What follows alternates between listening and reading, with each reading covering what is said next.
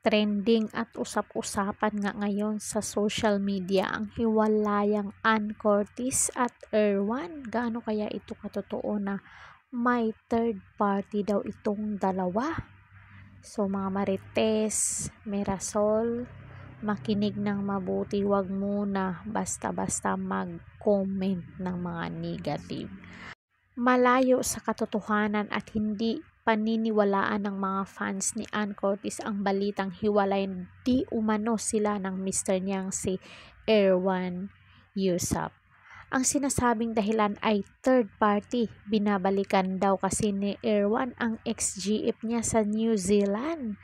Gaano kaya ito katotoo? At sa tingin ko naman ay fake news ito at hindi totoo. Lagi raw kasing busy si Ann sa kanyang showbiz career at wala ng panahon para kay Erwan. Kaya minabuti ng mister na umuwi sa New Zealand at balikan ang kanyang ex-GF. Sana ay hindi totoo at ito ay fake news. May isa pang bersyon na ipinapakalat kung bakit naghiwalay sina Ann at Erwan. May third party din daw sa panig ni Ann sa isang kasamahan niya sa It's Showtime. Di ako maniniwala dito, chismis lang ito. Well, aware kaya si Ann Curtis sa kumakalat na fake news tungkol sa kanila ni Erwan? Dapat siguro ay linawin din niya ang issue dahil marami na ang nagtatanong kung totoo nga bang hiwalay na sila.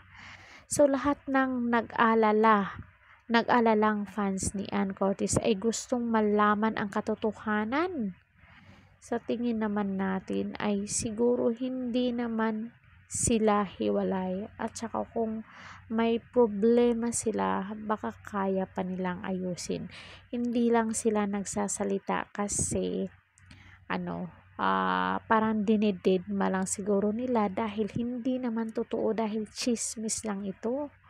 So yun lang mga kamarites ko, don't forget to like, share, and subscribe Caridad Official TV para updated kayo lagi dito sa aking channel. At hanggang sa muli, thank you so much. God bless us all.